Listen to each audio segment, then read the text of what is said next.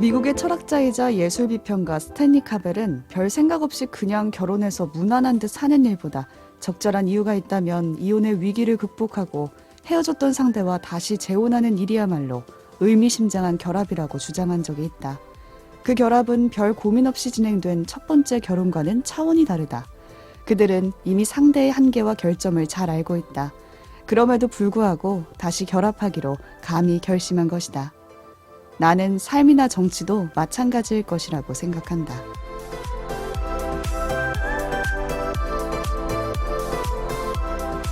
오늘 뭐 볼까 고민하는 분들을 위한 취향 추천 팟캐스트 책플릭스. 오늘은 김영민 작가의 책 인간으로 사는 일은 하나의 문제입니다 속 한 구절로 시작합니다.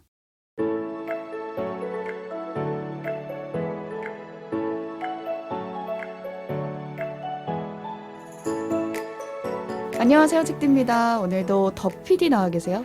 안녕하세요. 이것저것 떡질한 덕PD입니다. 네, 덕 PD 혼자 나와 계신 건가요? 네, 지금? 그러게요. 원래 오지는 어디 오지가 먼저 인사를 해야 하는데 오지랖 넓은 오지 어디 갔을까? 네, 오지의 생사라고 해야 될까? 네. 오지의 소식. 우리가 방금 전에도 오지랑 얘기를 나누긴 했는데 네. 이 친구가 지금 여기 스튜디오에 들어오지 못하고 있다. 네, 그 이유에 대해서는 저희가 클로징에서 잠깐 소개를 해드리고 네. 또 우리 둘이만 떠들면 너무 아쉬우실까 봐. 아쉽죠. 네, 한 명 어디 갔나 오디오는 하죠. 덜 겹칠 줄 알았는데 계속 겹치지만 어쨌든 둘이 떠들면 덜 겹치니까 한 분을 저희가 모셨습니다. 네, 이분은 뭐 정치 덕후라고 해도 될까요? 아니요. 정할못입니다. 인사부터 좀 해주시죠. 네, 안녕하세요. 영PD입니다. 오지 땜빵으로 나왔고요. 여기 사람 한 명 있습니다. 세 명은 채웠다. 네, 3명 네. 세웠습니다. 이분을 처음 뵙는 건 아니고 저희가 말하는 몸 편에서 작가님으로 모셨는데 네. 오늘은 또 이렇게 진행자로 나와주셨어요. 진행자? 아, 여기 뭐라고 다 해야 진행- 되죠? 진행자입니까? 다 진행자죠 뭐. 원래는 시사 프로그램을 제작하는 PD시죠. 그쵸. 지금 저녁에 한판승부라는 정말 정치 덕후 방송을 제작하고 있어요. 네. 근데 정할못이라고요? 네, 근데 정할못이에요. 정치는 진짜 이 책을 읽어도 모르겠어. 문제입니다, 문제. 네, 아무튼 그래서 오늘 정얼못이라고 하시지만 네. 어쨌든 저희가 오프닝에서 얘기한 이 김영민 교수님, 김영민 작가 의 책이 정치에 대한 책 아니겠습니까? 네, 저희가 약간 김영민 교수님 덕질하는 것 같아요. 제가 돌아보니까 한 작가의 책을 2번 이상 얘기한 게 정혜윤 작가가 음. 2번 했었고 3번이구나. 아무튼 메모, 앞으로 올 사랑, 슬픈 사랑의 깊은 아, 말. 그러네. 이쯤 되면 좀 심하다 싶죠. 네, 이제 어떤 그만해야 되나? 편향이 좀 있다. 책을 내시면 안 되는데. 네, 책플리스 지금 90% 넘게 하면서 그런 건 조금 그런가 싶긴 한데 어쨌든 김영민 작가의 책도 저희가 공부란 무엇인가를 시즌 1 때 했었고 이번에 이제 정치 에세이가 작년 가을, 겨울 사이에 좀 나왔어요. 인간으로 사는 일은 하나의 문제입니다 속 한 구절을 우리 책디가 읽어줬는데 뭐 어떻게 들으셨는지. 뭐 무슨 얘긴가 했죠, 처음에는. 비 온 뒤에 뭐 땅이 굳는다는 얘긴가. 나랑 똑같은 거 써왔어. 나 비온 뒤에 땅이 굳는다고 써. 생각은 똑같다. 그렇구나. 아니 근데 좀 더 이제 심오한 뜻이 있겠다 싶어가지고 생각을 해보면 이게 이 책에 보면 열광과 냉소에 대해서 얘기를 하잖아요. 그러니까 되게 열광적인 상태, 막 처음 결혼할 때는 막 열광에 휩싸인 상태였다가 눈에 멀어서. 맞아. 그러니까 뭔가 너여야만 돼, 막 이랬다가 이제 냉소로 넘어가겠죠. 아, 너를 만나도 다 쓸모 없구나, 다 아무것도 아니구나. 슬프네요. 네, 네가 답이 아니다. 자기 얘기하신 거 아니죠? 자전적 이야기와 관계가 참고로 없습니다. 미혼이고요. 그러니까 결국 이 열광과 냉소 사이를 오가다가 어느 정도의 절충점과 그 뭔가 문제를 해결할 능력을 갖추는 이 과정 자체가 정치란 얘기를 하고 싶었던 건 아닐까라고 혼자 이제 의미 부여를 좀 해봤어요. 네. 처음에는 비온 뒤 땅이 굳는다. 그냥 그런 소린가 하다가 저 같은 경우에는 그 재결합이랑 삶이랑 정치가 같다라는 말을 했잖아요. 근데 이 말들이 모두 기꺼이 뭐뭐 할지라도 이런 말들과 되게 잘 어울리는 단어 같은 거예요. 근데 여기서는 그럼에도 불구하고라는 말을 썼더라고요. 그럼에도 불구하고 삶도 정치도 뭐 재결합도 해야 그치. 된다. 근데 그런 데는 분명히 이유가 있을 것 같거든요. 결국에는 안 하는 것보다 하는 게 낫기 때문에 하라는 거잖아요. 죽는 네. 것보다 사는 게 낫고 정치를 안 하는 것보다 하는 게 낫다라는 건데 그런 이유에 대해서 이 책에서 좀 많이 설명을 하고 있는 것 같아요. 네, 사실 책디가 말한 맥락에 이어서 이게 사실 뒷내용이 좀 너무 길어 잘랐는데 어떤 내용들이 이어지냐면 이혼한 배우자와 다시 결합하기로 결심하는 것처럼 어떤 사람은 인생이 고단하고 허망하다는 것을 잘 알고 있음에도 불구하고 기어이 살아내기로 결심한다.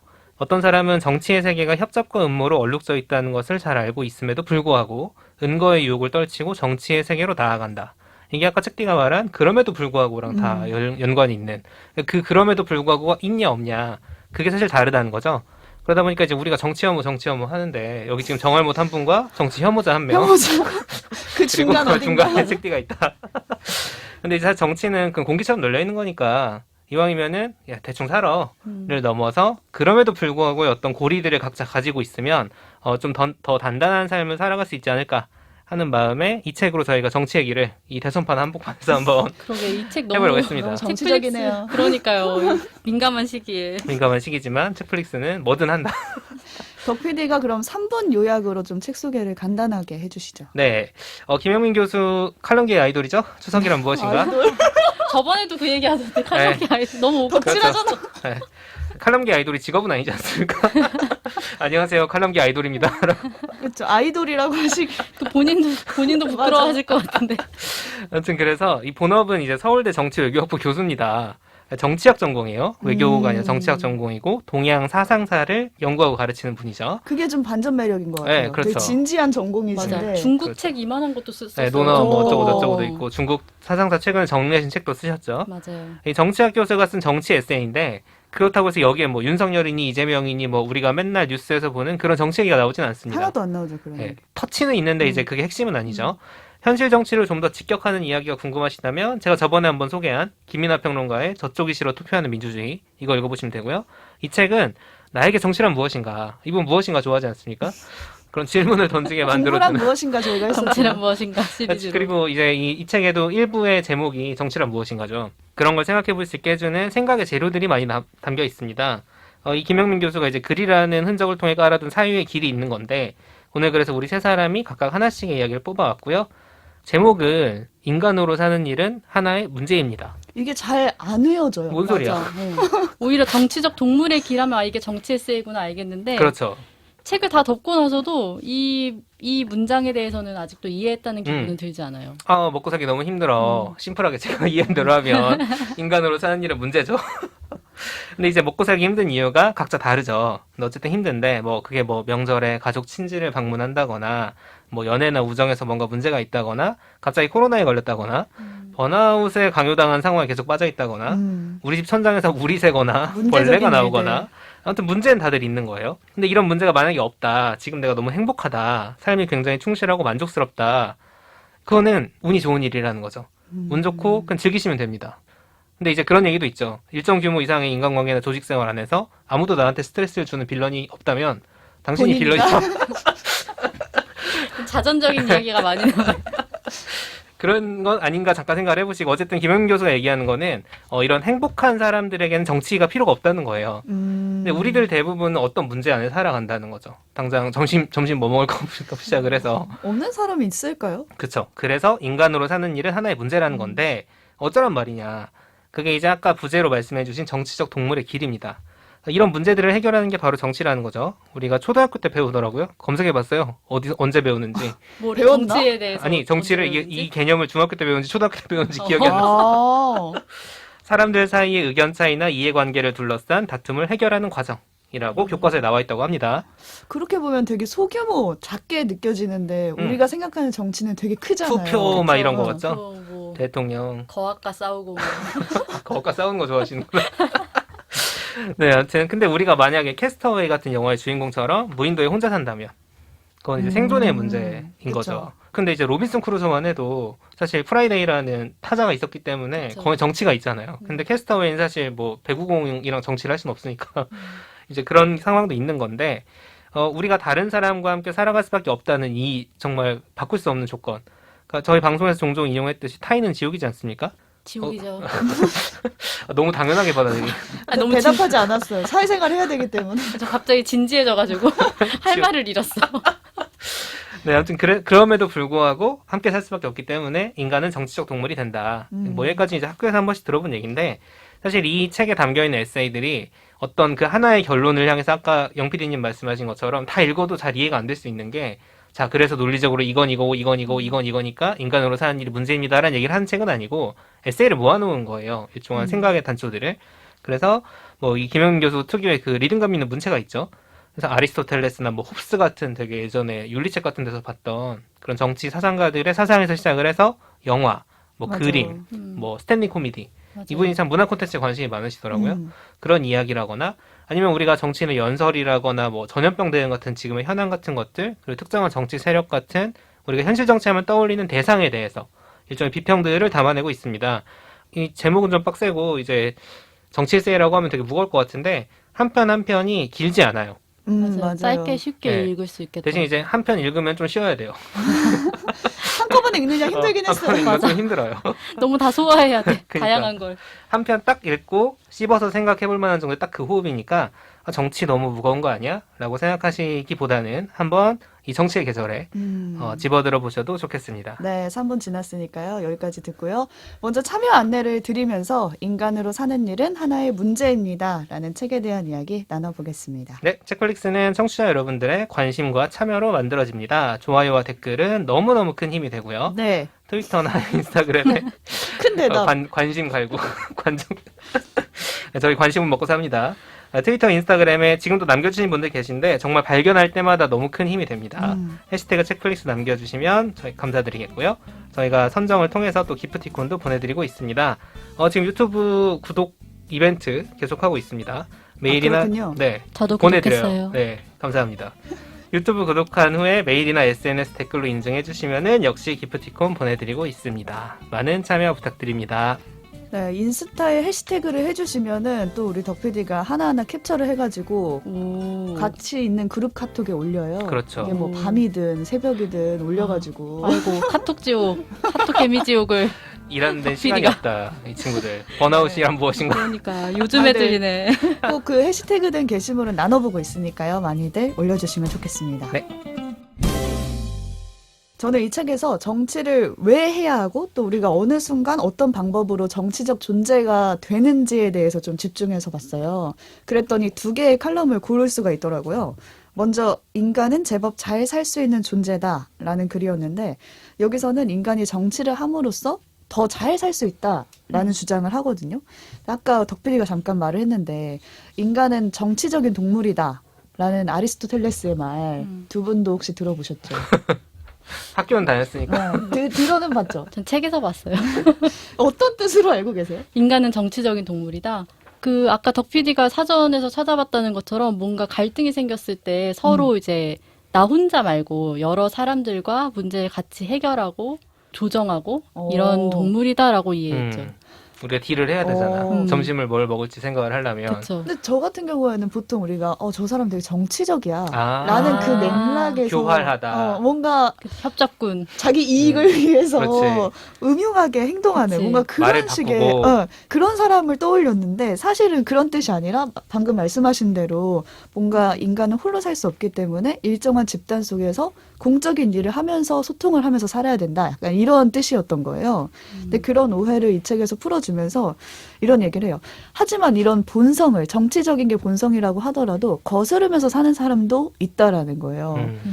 아까는 캐스터 어웨이를 말씀하셨지만 그건 어쩔 수 없이 어, 그런 거. 나는 자연이다 자연이야. 이런 거 봐도 정말 본성을 든든하고. 거스려서 혼자 산속에 들어가서 사시는 분들도 계시고 전 그게 본성인 것 같기도 했어요. 왜냐면 아. 혼자 있을 때 좀 편하니까. 아이구나, 아이. 네, 자연, 네, 아예, 찐 아이. 우리의 다 아이.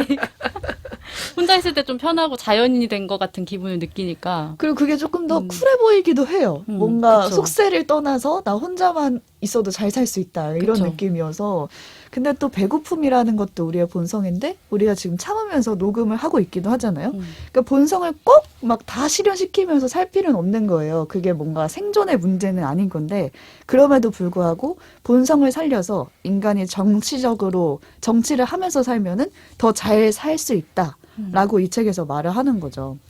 근데 저를 설득시켰던 문장이 있는데 여기 이렇게 나와요. 정치는 권력욕을 주체 못하는 중늙은이들에게 맡겨놓은 채 애착 인형을 끼고 그저 숨이나 쉬고 있기란 얼마나 편한 일인가. 조용히 응거하면서 자기 삶의 안위와 쾌락만 도모하다가 일생을 마치는 일은 얼마나 유혹적인가. 그러나 정치가 페리클레스는 다음과 같이 단호하게 말한다. 우리 아테네 사람들은 공적인 일에 참여하지 않는 사람들을 초탈한 사람이라고 존경하지 않고 쓸모없는 인간으로 간주한다. 제가 이 문장에 좀 설득이 됐어요. 갑자기 쓸모 없어진 느낌이죠. 그러니까 요즘 정치 연모자랑 정말 쓸모 있는 게 뭐 중요해?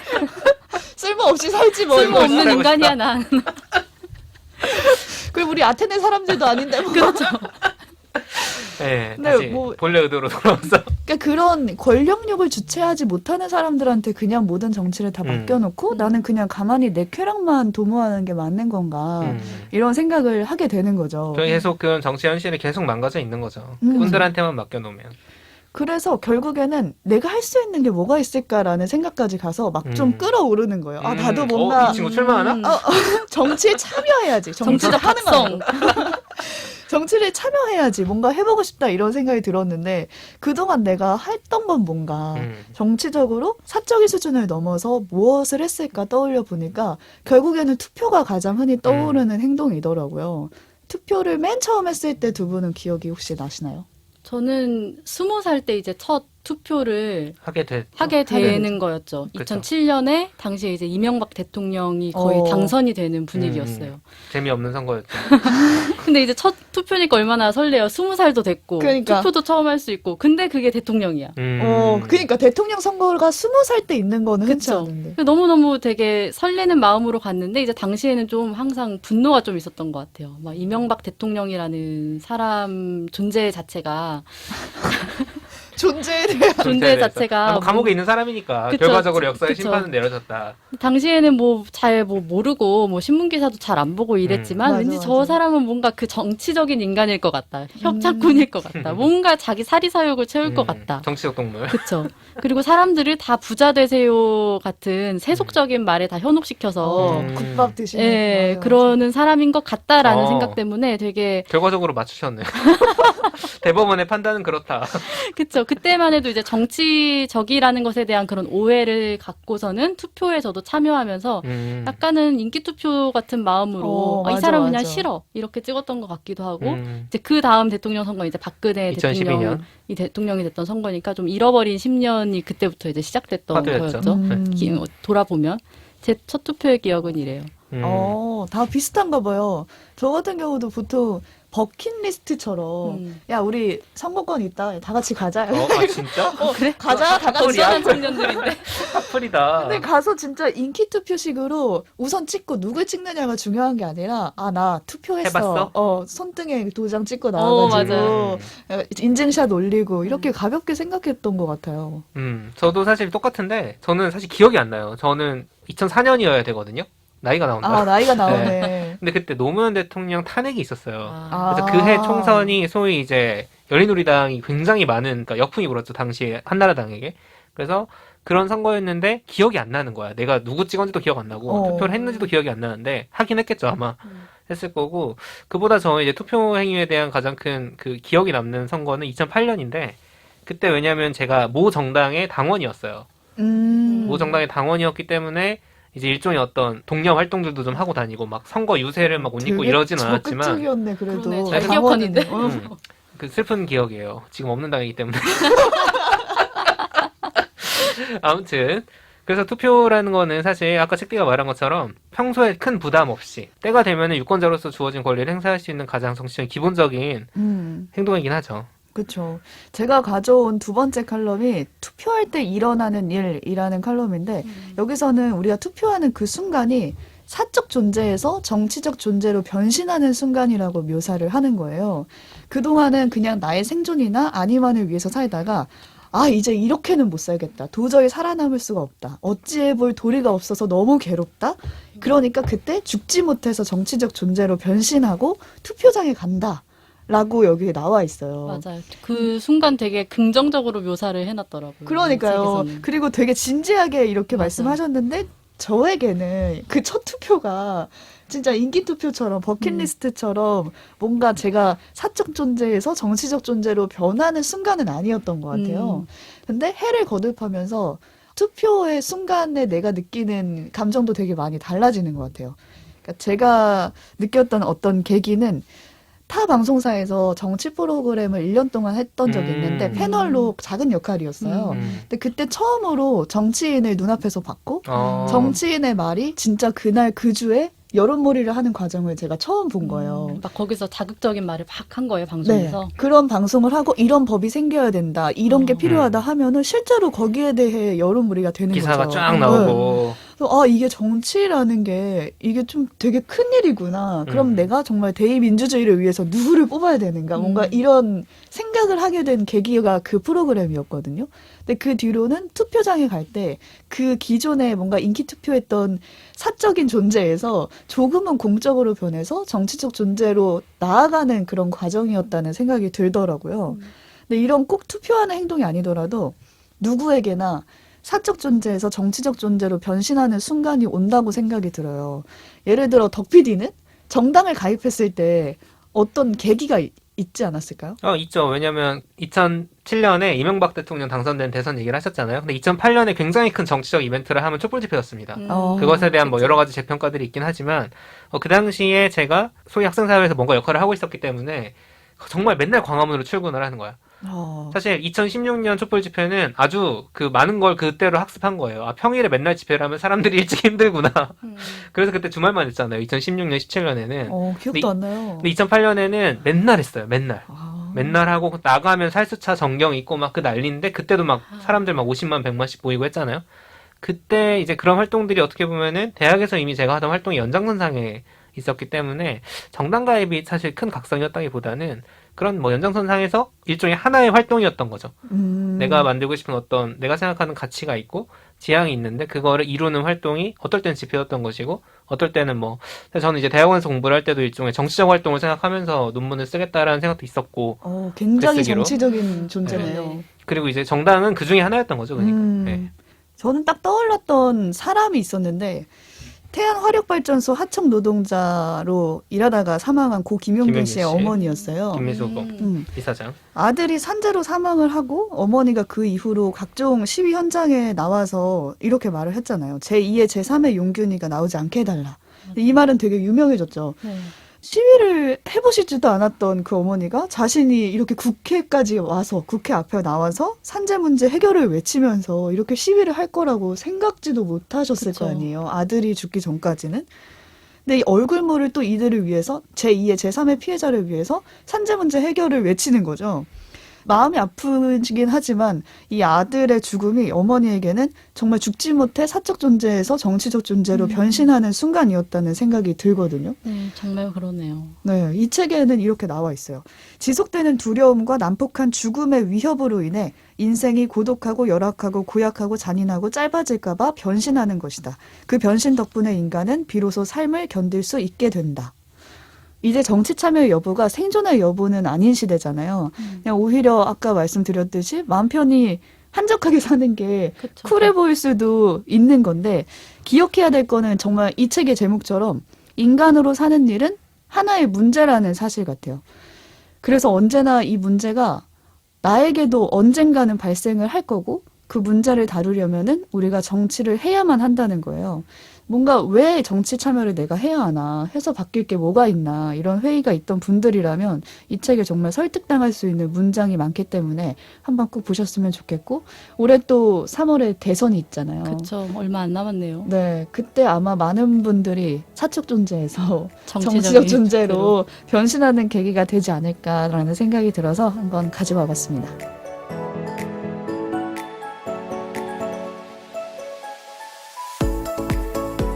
자, 제가 가져온 거는 사랑과 정치가 어떻게 닮아 있느냐. 오, 사랑이요? 사랑. 사람 말고. 사랑? 좋다. 사랑. 사랑. 네. 사랑과 정치. 지금 새끼가 정치적 동물 얘기하면서 너무 현실적인 얘기를 했어.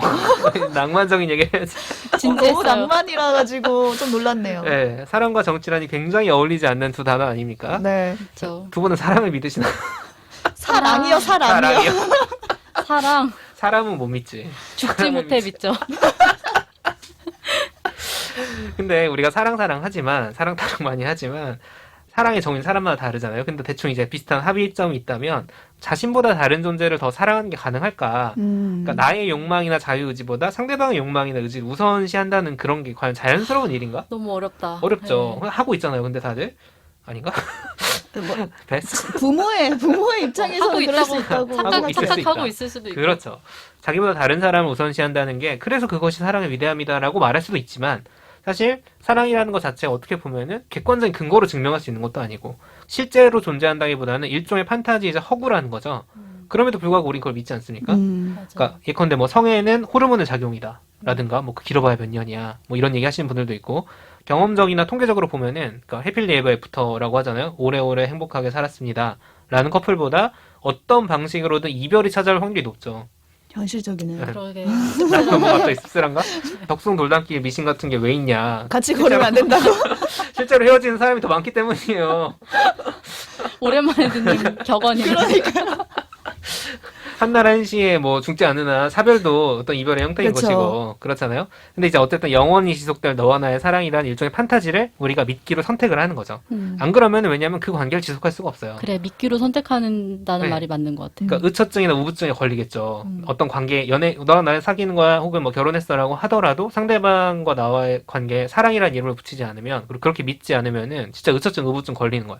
아니면 굉장히 시니컬해지거나. 그래서 사실 허구라는 거는 그냥 거짓말이나 궤변이 아니라 우리가 선택하는 거기 때문에 삶의 필요가 요청한 믿음의 대상이다. 이렇게 또 칼럼에서는 멋있게 얘기를 합니다. 자, 그럼 정치는 어떻게 닮아 있느냐? 어떤 점에서 닮아 있냐면은 헌법에 이제 국민주권이라는 게 있대요. 있죠? 네. 대한민국은 민주공화국이다. 헌법에 되게 멋있는 말이 많아요. 많죠. 맞아요. 그 말대로만 되면 그렇죠. 그거야. 바로. 아름다운 세상.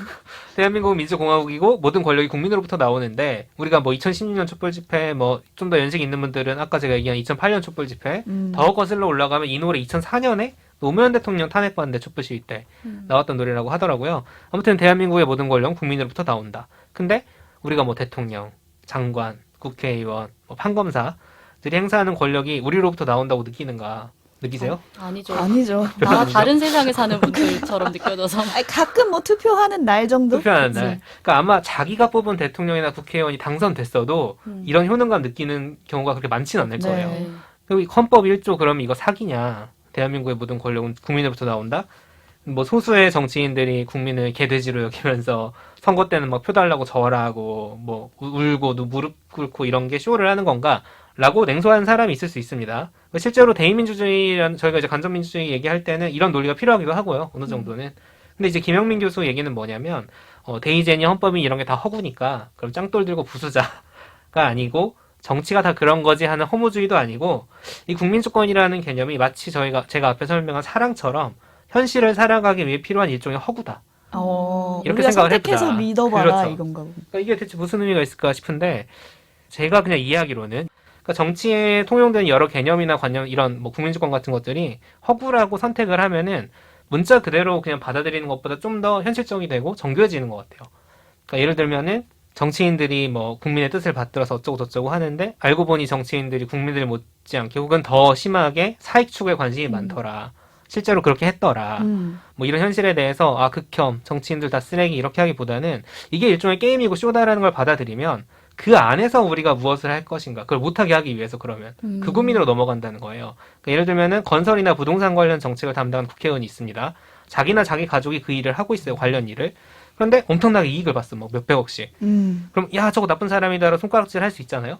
근데 그러니까 그러면 상대 당으로 바꿔. 사람을 바꿔 이렇게 할 수 있는데 상대 당에 있는 정치인은 그럼 똑같이 안 하라는 법이 있냐는 거죠. 그렇죠. 좀 그런 식의 해법을 넘어서 낭만적으로 정치인들이 뭔가 국민들의 뜻을 받든 사람이라기보다는 이 사람들도 뭔가 자기 이해관계에 따라 움직이는 사람이라는 걸 생각을 한다면 국회의원들이 뭐 자기 이해관계와 관련된 법안 심사나 정부기관에 대한 감독을 못하게 하는 그런 시스템을 만드는데 좀 더 국민들이 생각을 할 수 있는 거죠.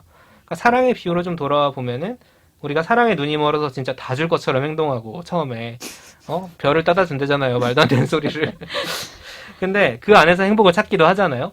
근데 일방적으로 근데 이거 아닌데 싶은 시기가 올 수 있는 거죠. 내 감정이나 어떤 자원이 착취를 당하다 보면 이 관계가 맞나? 싶을 수도 있는 거고 또 이건 아니잖아라고 얘기를 하면서 그 관계의 양상을 바꿀 수도 있는 거잖아요. 그러니까 우리가 국민주권이든 사랑이든 우리 필요에 의해서 만들어낸 어떤 허구다라는 점을 인식을 하면은 내가 인간이기에 안고 있는 문제나 정치적인 동물로서 해결해야 되는 문제를 좀 더 잘 풀어갈 수 있는 여지가 생긴다. 네, 오히려 그게 허구라는 걸 인정을 하고 거기서 생각을 하자라는 얘기인 것 같아요. 허구로까지 인정하기가 어려운 거죠. 그렇죠. 그리고 허구라고 생각을 해서 그 냉소에서 벗어나기가 진짜 힘든 것 같아요. 저 어렵죠. 같은 경우에는 그러니까 이게 대의제 민주주의가 사실은 이 정치가 작동하는 굉장히 기본적인 그 원칙, 대원칙인데 그게 허구라는 거를 다 알고 있잖아요.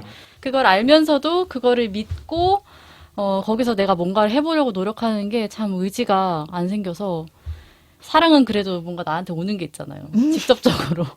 손이라도 잡아준다던가 뭐 그런 게 있잖아요. 정치라는 이 허구는 나에게 정말 이렇게 직접적으로 체감되는 그게 그렇죠. 없기 때문에 좀 더 믿기가 어렵고. 어렵죠. 저는 허구로 받아들이는 그 첫 번째 진입로가 안 되는 경우인 것 같아요. 그냥 뭔가 정치에는 청렴해야 되고, 어때야 되고, 나를 대신에 이렇게 해야 되고 하는 그런 허구의 상상으로 이 사람을 뽑는데, 거기에 대해서 배신되는 행동을 했을 때, 용서가 안 된다거나, 용서 안 해야지, 사실, 그리고. 용서하자는 얘기는 근데 아니니까. 넘어가서 뭔가 그 다음을 생각하기가 참 어렵다. 그런 생각이 들죠, 사실. 네. 그래서 이제 어떻게 보면은 그 정치라는 거를 받아들인 자세에 대해서 우리가 한번 생각은 해봐야 된다라는 어떤 그런 맥락에서 얘기가 들어간 것 같고, 이게 사실 어떻게 보면 좀 소극적인 행동일 수가 있어요. 정치는 허구다라고 그냥 생각을 한다는 게.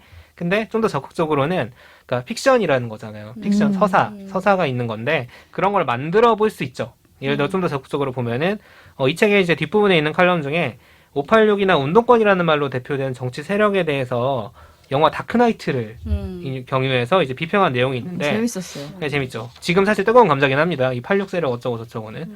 제가 이제 근데 정치적 서사라는 측면에서 지금 좀 더 뜨거운 예시를 하나 들어보자면 짧게는 작년에 국민의힘에서 이준석 대표가 당대표로 선출된 시점부터 좀 길게는 한 2018년 초였던 걸로 기억하는데 이른바 이대남 현상이라는 게 있습니다. 20대 남성들이 어떤 좀 동년배 여성들이라거나 30대와 굉장히 다른 정치적 성향을 보이는 뭐 공정, 능력주의 뭐 이런 얘기하면서 성별 할당제를 폐지하자거나 어디서든 뭐 시험이나 배틀을 하자거나 비정규직의 정규직 전환은 잘못됐다라거나 코인을 규제하는 건 문제라거나 등등의 어떤 그런 정치 세력화된 어떤 그 흐름들이 있는데 이런 주장들이 가지는 합리성을 떠나서 이준석 대표가 당대표로 뽑히고 오세훈 서울시장이 당선이 되고 지금 윤석열 후보 지지율 같은 데 보면은 마치 이대남 현상이라는 게 뭐가 진짜 있는 것처럼 여겨지고 있어요. 근데 이 말들의 행간을 걷어내고 보면 저는 실체가 있는지 의심스럽다고 봅니다. 데이터를 보면은 이준석 대표가 당대표로 선출될 때 국민의힘에서 20대 당원이 거의 없었어요. 다 5, 6, 70대거든요.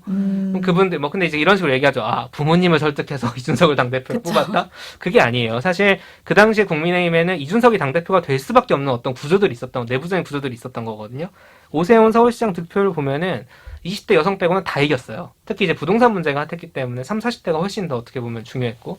이렇게 보면은 이게 이대남 현상이 아니에요. 어떻게 보면. 근데 그럼에도 불구하고 이게 엄청난 정치적 서사로 자리를 잡아가고 있는 상황이죠. 그러다 보니까 정치인들이나 언론에서 계속 이 얘기를 하는 거예요. 그렇죠. 책디가 그 방송에서 한 거 본 것처럼 계속 얘기를 하니까 또 재생산되고 커지고 하는 거거든요. 그러면 이게 결국 현실에 영향을 주죠. 당연히. 그러니까 굉장히 문제적인 현상인 동시에 이게 정치적인 서사나 픽션이 가진 힘을 보여주는 현상이라고 보는데 사실 이대남만 표 있고 이대녀는 표 없냐. 다른 연령대 남자들은 표 없냐. 아니잖아요. 이대녀라는 표현은 잘 안 쓰는 것 같아요. 이대남이 너무 대표적으로 나와가지고. 그쵸. 서사가 부여가 돼버렸죠. 그 이대남이라는 사람들이 사실 제일 많이 이야기하는 게 정치적인 효능감이잖아요. 이게 어떻게 보면은 내가 미는 사람을 당선시켜서 혹은 이제 뭐 당대표로 이제 권력의 최고 위치에 오르게 해서 정치적인 효능감을 느끼게 하고 또 이게 이 정치가 허구가 아니라는 걸 어떻게 보면 증명한 것처럼 이야기할 수 있긴 한데 저는 또 다른 시각으로는 이분들이 항상 이야기하는 게 뭐 여가부 폐지 뭐 아니면 뭐 아까 여러 코인 뭐 규제하지 말라 이런 식으로 자신들의 민원을 해결하는 식으로 정치를 활용한다는 생각도 없지 않아 들기는 하거든요. 그렇죠. 저는 이게 정치인가? 김영민 교수가 책에서 계속 이건 정치고 이건 정치가 아니다라고 그렇죠. 얘기하는데 저는 민원 해결도 허구가 없어 보이기는 하지만 그것도 정치가 아니라는 생각이 너무 들어서 그러니까 결국 내가 어떤 사다리에서 높은 자리에 올라가기 위해서 나의 민원을 해결하는 것이 정치라고 생각한다면 그건 너무 큰 오해다. 우리가 좀 정치라는 정의를 다시 했으면 좋겠다. 이런 생각도 많이 들었어요. 그런 생각을 하는 사람들이 꽤 많고 실제로 근데 이제 지금 만들어져 있는 근데 서사가 없는 거죠. 예를 들어 지금 영 PD님이 얘기하신 것 같은 그런 얘기를 하는 사람들에게는 이대남 현상이라는 것처럼 이름이 붙어있지 않고 근데 흐름은 있거든요. 그런 인간은 실제로 많고 만나서 현실에서 얘기를 하면 있는데 그런 대안적인 서사들이 지금 공론장이라거나 우리 정치판에 들어오지 못하고 있는 거죠. 그러니까 이대남 서사가 가지고 있는 뭐 허구성이나 문제점을 드러낸 동시에 좀 저희가 느끼기에는 이대남 서사는 뭐가 문제냐면 우리 사회의 자해적이에요. 그러니까 그들이 말하는 것들이 다 진짜로 이루어졌을 때 과연 사회가 어떻게 될 것인가에 대한 그 두려움이 조금 있거든요. 저희 뭐 능력주의 얘기도 많이 했었고. 그 실제로 이번에 반박하는 이대남들이 나와서 그쵸. 기자회견을 열기도 하기도 했잖아요. 그러니까 근데 이제 그런 서사들이 지금 정치인들이 거기에 힘을 못 실어주고 있는 상황이기도 하고 잘 만들어지지 않는 것 같아요. 도대체 누구냐 이대남. 어쨌든 뭐 당장 이제 그런 대안적인 서사가 내일 튀어나올 수 있는 상황은 아니죠. 지금 상황 자체가 워낙 대선으로 다 모든 게 흡수되고 있고 지지율이 뭐 모든 걸 말해주는 것처럼 공론장이 형성이 되고 있으니까. 하지만 어떤 이런 서사의 가능성들은 쌓여 있다고 보거든요. 그래서 어떤 용기나 계기들이 맞물리면 이 새로운 정치적인 픽션이나 서사들 사이의 경험을 좀 볼 수 있지 않을까라는 생각도 저는 해보고, 이건 이제 현실 사회에 대한 얘기를 했던 거고, 사실 이 정치적인 픽션이나 서사라는 거는 저희 개인 단위에서도 한 번씩 상상해 볼 수 있는 것 같아요. 예를 들어 그게 사실이 아니더라도 우리가 자기계발서 같은 거 읽으면 되게 자기 체면 같은 거 걸 수 있잖아요. 멋진 사람인 것 같고. 내가 그때 했던 결정의 의미들을 뭐 그때그때 바꿔보기도 하고 그런 것들의 의미를 부여해보는 것도 어떻게 보면은 정치적인 행동일 수 있다. 그런 생각도 해볼 수 있게 해주는 그런 글들이었어요.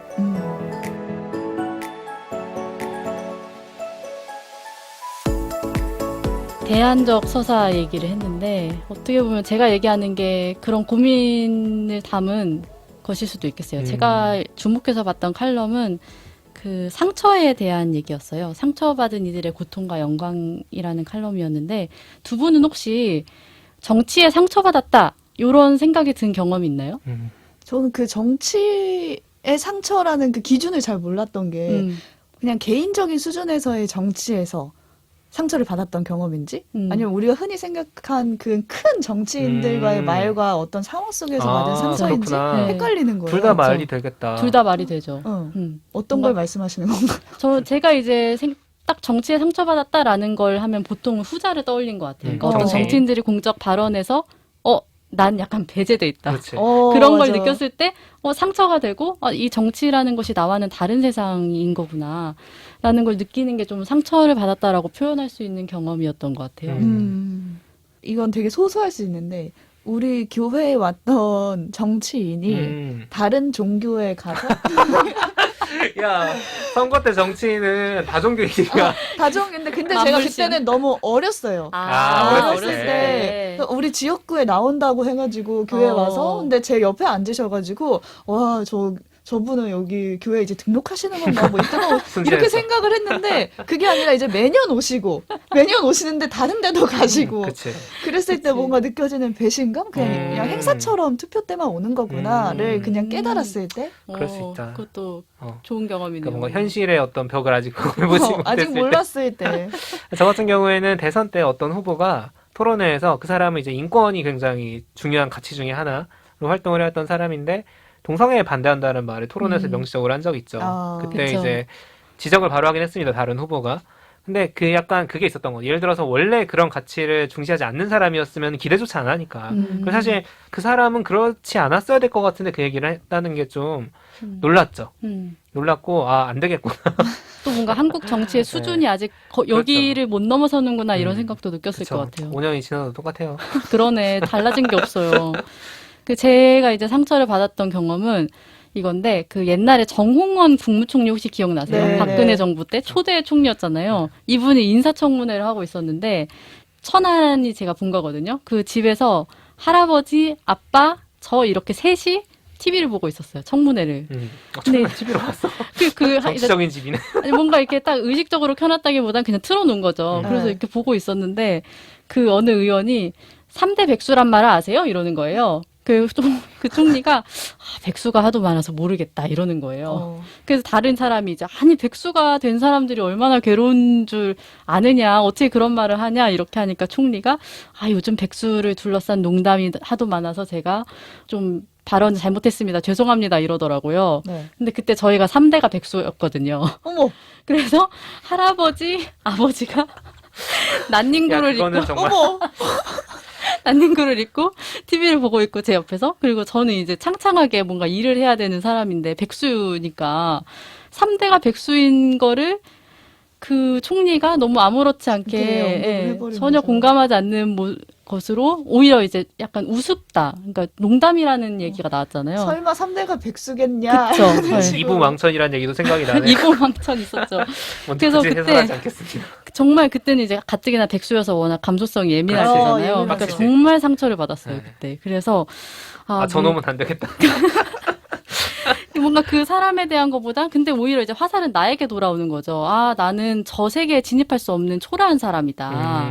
그리고 나는 이제 정치에서 아예 배제되고 소외되는 사람인 거다. 그런 생각이 들어서 정치란 도대체 뭘까? 그건 나의 것은 아니다. 이런 생각을 좀 갖게 됐던 것 같아요. 그래서 그건 저는 약간 상처라는 경험으로 기억을 하고 있는데 이게 이런 경우가 너무 많은 것 같아요. 보통 맞아요. 사람들의 삶과 고통이 그 정치인 아니면 정치라고 좀 흔하게 일컬어지는 그 세계와는 너무 다르게 괴리되어 있는 게 굉장히 많은 것 같고. 많죠. 전 미투 때도 정말 많았던 것 같아요. 그쵸. 처음 미투가 발발됐을 때 그러면은 거기 왜 갔어? 뭐 그러면은 왜 그렇게 이해를 못하죠. 뭐 킥킥과 하트를 붙여가면서 카톡했어. 뭐 아. 이런 식의 맞아요. 얘기를 나왔을 때 오늘도 지금 카톡으로 내가 크크크 하고 있는 게 이게 진심이 아니고 나라서 하는 게 사람들아, 아니라고. 정말. 좋아서. 그쵸. 심지어 그 정치라는 것은 약간 공적인 것이어서 되게 자제하고 뭔가 발언을 해야 되는. 발언을 필터를 많이 해야 되는 순간임에도 불구하고 그거 아무렇지도 않게 하는 거잖아요, 사실은. 그렇죠. 그럼 개인에게 상처로 돌아오죠. 그쵸. 그래서 이 책에서는 근데 대안적인 서사라고 하면 할 수 있겠어요. 그 상처받은 사람만이 상처받은 사람을 치유할 수 있다라는 이야기를 하거든요. 그게 그러면서 모노노케 히메를 소개해요.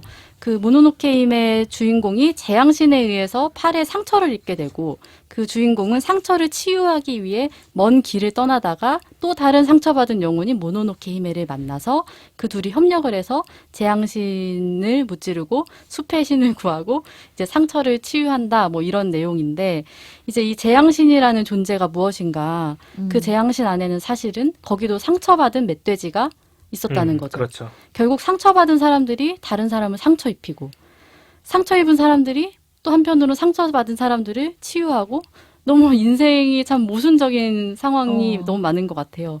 그래서 이게 어떻게 정치랑 연결될 수 있을까? 이 책에서는 에세이에서는 정치라는 말이 없어서 고민을 하다 보니까 그 이상적인 정치라고 한다면 상처 입은 사람들이 재앙신으로 변하지 않도록 하는 것이 정치라는 생각이 좀 들더라고요. 그리고 우리 스스로 당연히 상처를 안 받을 수가 없잖아요. 근데 내가 재앙신이 되지 않으려는 스스로의 노력이 어떻게 보면 나의 정치라고 할 수도 있을 것 같고 또 한편으로는 상처를 받았을 때 다른 사람을 너도 상처 입어야 해라고 상처를 주는 것이 아니라 그 다른 상처 입은 영혼을 발견하고 또 그 치유를 하기 위해서 길을 떠나는 것이 어떻게 보면 정치가 아닐까. 그래서 이제 뭔가 3대가 백수라는 얘기를 들었을 때 그 상처를 어떻게 극복할 그 것인가. 상처를 또 이제 어떻게 극복했을까 그 얘기까지 이제 떠올려 보게 됐는데 뭔가 그때 제가 언론사를 들어와야겠다 생각했던 순간이기도 했던 것 같아요. 그러니까 뭔가 이 괴리된 세상을 좀 연결할 수 있는 역할이 뭐가 있을까 고민을 하다가 들어왔다는 약간 재앙신이 아니라 재앙신이 아니라 상처받은 멧돼지가 그 언론사의 재앙신이 근데 재앙신이 되었다. 되고 있는 거 아니야 지금? 그래서 정치. 언론사의 재앙신이 되었다라는 비극적인 결말.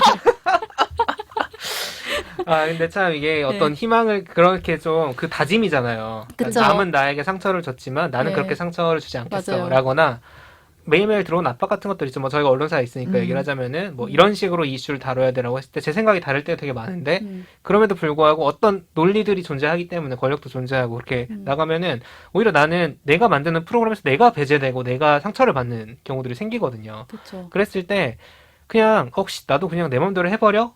아니면 될 수도 뭐 아무 있고. 상관없이 그냥 그렇죠. 내 무시. 이익만 추구하면서 살 거야 이렇게 해도 사실은 되거든요. 그렇죠. 그게 근데 안 이제 돼. 그게 안 되나 보면 계속 상처를 받고 맞아요. 그러니까 둘 중에 하는 거 같아. 본성이에요, 본성.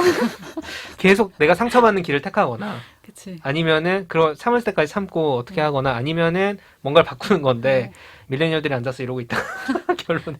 그 요즘 이제 대선에 보면은 사실은 그 유력 후보들도 사실은 상처 입은 사람이라는 생각도 좀 들었어요. 이게. 근데 제 눈에는 재앙신으로 보여요.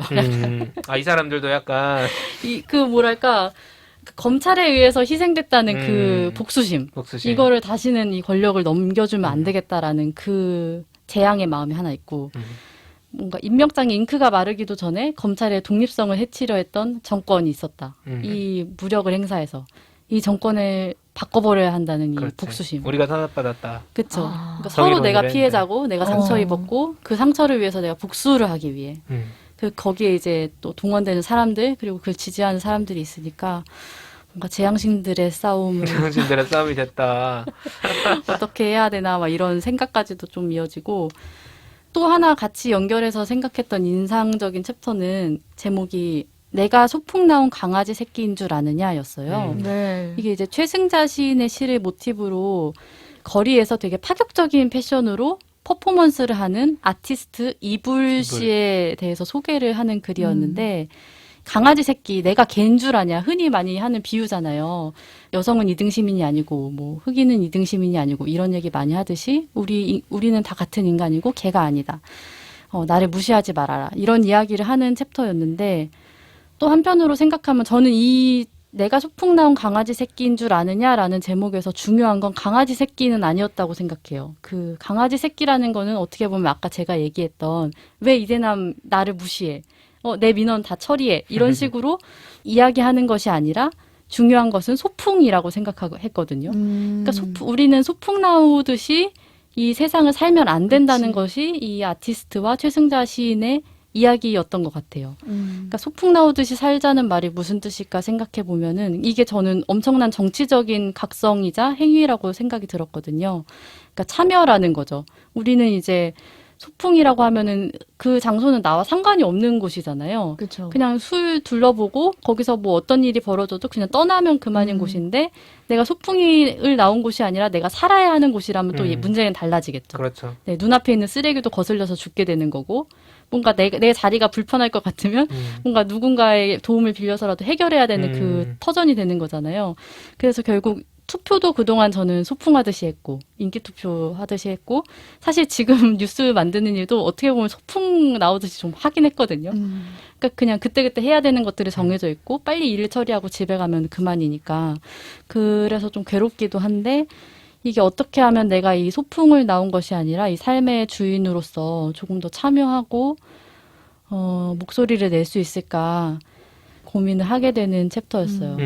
이건 진짜 선택의 문제 같아요. 우리가 삶을 소풍으로 표현하시는 분들도 많잖아요. 잠깐 그쵸. 왔다 가는 소풍이다 뭐 이런 시도 식으로. 있죠, 맞아요. 근데 어떻게 생각하면 소풍으로만 생각했을 때 이루어지지 못하는 것들이 정치인 것 같고 이런 여러 가지 생각이 들게 하네요. 그 어떤 상처를 끌어안고 있는 마음과 그럼에도 불구하고의 어떤 용기 혹은 결단 같은 것들 사이의 간극에 대한 책이 제가 기억나는 게 하나 있어 소개를 해드리면 파커 파머라는 사상가, 미국의 사상가인데 비통한 자들을 위한 정치학이라는 책이 있습니다. 나온 지 꽤 됐어요. 민주주의라고 불리는 운동에 완전히 참여하는 거는 우리 자신의 삶을 살아가는데 완전히 참여하는 것이다라는 얘기를 하면서 이제 이야기를 전개를 해나가는데 우리 모두에게는 과거가 있다는 거예요. 자기 안에 과거가 간직이 돼 있죠. 뭐 상처 입었던 과거, 검찰에 의해 탄압받았던 과거와 정부에 의해 탄압받은 과거가 있는 거죠. 우리 다 멧돼지야. 그렇죠. 그렇기 때문에 근데 우리는 항상 상상을 한다는 거예요. 이게 없다면 뭐가 좋아? 그 대안적 현실이라는 것들이 있고 그게 됐을 때는 뭔가 내 생각에는 그게 정의로운 일일 수도 있고 뭐 다 같이 살기 좋은 세상일 수도 있고 그럴 수 있다는 거죠. 그러니까 뭐 자유나 평화 같은 가치일 수도 있고요. 그 미래는 오로지 상상에 있고 그리고 과거는 우리 마음의 경험 속에 박혀 있는 거잖아요. 그러다 보니까 과거로부터 오는 단조로움이나 공포 뭐 이런 것들 부정적인 것들로부터 그 희망이나 초월적인 기쁨을 어떻게 나아갈지. 근데 그건 원래 섞여 있는 거라는 거예요. 원래 섞여 있는 거기 때문에 오롯이 행복하기만 할 수도 없고 오롯이 부정적이기만 하지도 않고 그런 것들이 섞여 있기 때문에 결국에는 그것들로부터 뭔가를 해내는 힘은 우리가 어떻게 보면 떨치고 일어나야 되는 그런 거일 수밖에 없긴 하지만 그럼에도 불구하고 그거 말고는 답이 없는 거야. 바꿀 수 없는 거예요. 그냥 오케이 흘러간 대로 두자. 그냥 현실이 그렇지 뭐 하면서 있어서는 사실 바뀐 게 아무것도 없고 사실 그렇게 바뀌지 않는다면은 내 현실은 과거와 똑같을 확률이 굉장히 높다. 그런 얘기들을 또 해주는 책입니다. 그래서 뭐 한번 읽어보셔도 좋을 것 같네요. 저는 영 PD의 말을 들으면서 이 책의 첫 장에 있던 페이지의 문구가 생각이 났는데 저는 이 말이 되게 좋았거든요. 당신을 위로하는 사람이라고 해서 그 위로하는 좋은 말들처럼 평탄한 인생을 살고 있다고 생각하지 마라. 그의 인생 역시 어려움과 슬픔으로 가득 차 있을 것이다. 당신의 인생보다 훨씬 더 뒤처져 있을 것이다. 그렇지 않다면 그 좋은 말들을 찾아낼 수조차 없었을 것이다. 라고 그 릴케의 말이 나와 있어요. 근데 이게 지금 말씀하신 것처럼 상처를 받은 걸 어떻게 해결하느냐. 누군가에게 내가 상처를 받은 만큼 그 경험치로 위로의 말을 더 건넬 수도 있는 거고 그 완전 반대로 역변해서 재앙신이 될 수도 너도 있는 당해봐라. 거다. 라는 생각이 같이 드네요. 맞아요. 저도 이 첫 문장 너무 좋았어요. 네, 따로 적어놨어요. 써먹으려고.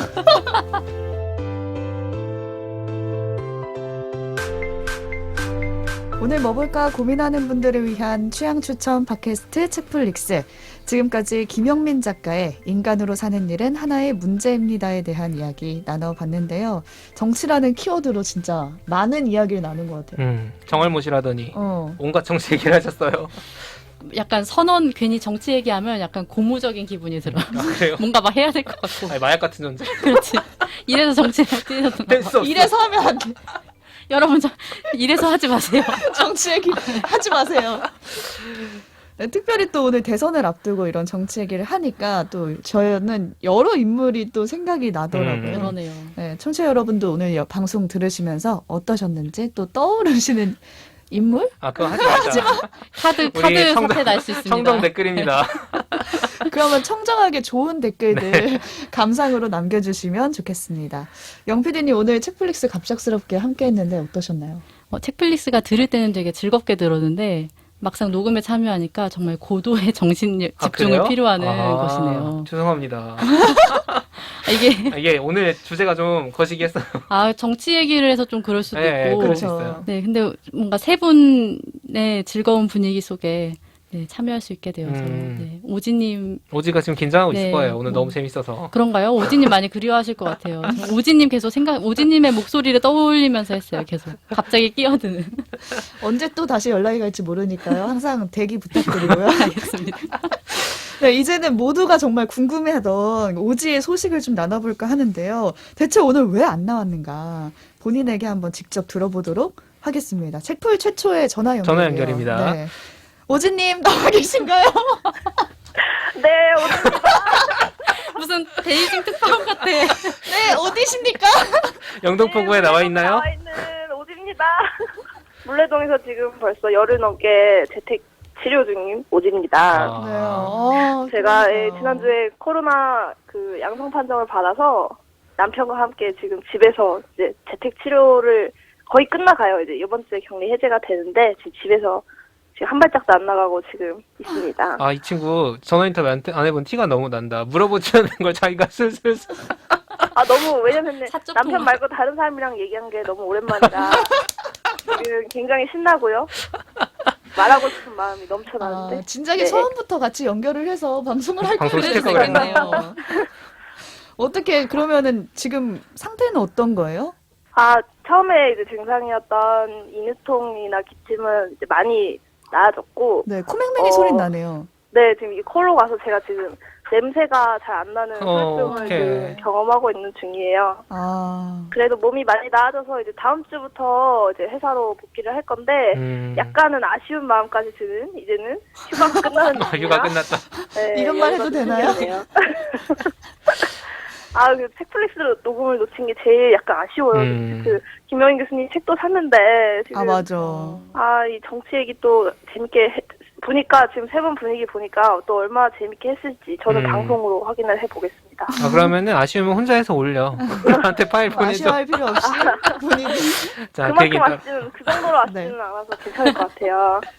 근데 지금 아유. 진짜 확진자가 여기저기서 많이 나오고 있어가지고 네. 여기 이 책풀을 들으시는 분들도 확진돼서 집에서 들으시는 분들도 계실 것 같아요. 혹시 확진되신 분들이나 아니면 되실 분들을 위해서 격리 주의사항 이런 것 좀 몇 개 말씀해 주시죠. 일단 저는 사실 갑자기 이제 양성 판정을 받고 특별히 요새는 워낙 확진자가 많아가지고 이제 코로나 초기 이제 상황처럼 보건소에서 착착 이렇게 관리를 하고 뭐 신경을 쓰고 이렇기는 사실 어려운 것 같더라고요. 그래서 사실상 치료가 아니라 치유의 느낌으로 그냥 밥 잘 먹고 잠 잘 자고 자가 치유 느낌이거든요. 그래서 막 어떤 대단한 치료가 있을 거라는 거는 기대를 안 하시는 게 좋고, 제가 약간 재밌었던 거는 쓰레기를 버리기가 되게 어려워요. 의료 폐기물 아닌가? 네, 직접 버리러 폐기물이요? 나가지도 못하고 저는 그 친정 엄마가 대신 내놓으면 버려주겠다고 했는데 보건소 지침이 이제 내놓을 때는 이제 소독해서 이중으로 해서 맞아. 격리 후에 내놓으라고 하더라고요. 그래서 격리 동안은 쓰레기를 내놓을 수가 없어서 갑자기 본의 아닌 제로 웨이스트 삶을 경험하게 됐던 시간이었던 것 같아요. 최대한 재활용 쓰레기나 음식물 쓰레기 최대한 안 나오게 생활을 했던 것 같아요. 배달 음식 엄청 먹을 것 같은데. 그러니까 배달 음식도 최대한 잔반 없이 다 먹고 그다음에 물에 헹궈가지고 최대한 오래 갖고 있어야 되니까 냄새 안 나게 보관을 해가지고 이제 격리 끝나면 한꺼번에 처리를 해야 되죠. 그거를 쓰레기산이네요, 진짜. 약간 생각 못했던 지점이 그거네요. 뭐 그래도 재밌는 거 많이 보고 잘 지냈어요? 그리고 집에 있으니까 어쩔 수 없이 진짜 넷플릭스, 왓챠, 웨이브를 막 3개를 돌려가면서 할 게 없어. 너무 다 봐가지고 처음 이제 격리 초기에 콜록콜록하면서 이제 지금 우리 학교는 정주행을 마치고 옛날 드라마 명작 다 몰아보고 또 우리 책플릭스에서 추천해주셨던 작품들도 다시 또 챙겨서 보고 아주 알차게 콘텐츠 소비를 했던 시간이네요. 본의 아니게. 네, 그럼 다음 주에 오지가 여러 작품 소개하면 되겠어요. 저희는 안 나오고. 혼자 해라. 저 필요해요. 말하고 싶은 욕구가 지금 넘치기 때문에 분량 확보가 아주 시급합니다. 아픈데도 불구하고 이렇게 연결해서 작품 추천까지 몇 개 해줘가지고 감사하고 다음 주에는 꼭 나왔으면 좋겠습니다. 네. 다음 주에는 스튜디오에서 꼭 같이 녹음하는 걸로 하겠습니다. 네. 네, 건강 챙기시고요. 네. 살아서 만나고 다들 조심해도 조심해지지 않지만 어쨌든 조심하시면서 코로나 안전하게 시국을 보내시기를 바랍니다. 네, 맞점하세요, 오지님. 안녕. 네. 세 분도 이제 얼른 끝내고 식사 맛있는 거 하러 갔어요. 네. 네, 오지님은 다음 주에 꼭 뵐 수 있었으면 좋겠네요. 네, 근데 PD로서 저의 판단은 목소리가 저래가지고서야 출연할 수 있겠나. 저희 목소리 감별도 하나요? 코맹맹이 네, 소리라서. 꼬맹이 소리 저렇게 어떻게 내려고 하나라는 생각이 들지만 그래도 오지가 없으면 안 되니까. 네. 하지만 우리에게 또 영 PD님 있지 않습니까? 그렇죠. 우리 다음 주에 영 PD님과 함께 할 수도 있어요. 오지 없이. 그 콘텐츠를 다 소비했다는 오지님을 이길 수는 없을 것 같네. 네. 네, 그럼 청취자 여러분들도 요즘 너무 심각한 상황이니까요. 건강 잘 챙기시고 코로나 조심하시고 오늘 방송은 여기서 마치도록 하겠습니다. 저희는 다음 에피소드로 돌아올게요. 고맙습니다. 감사합니다. 감사합니다.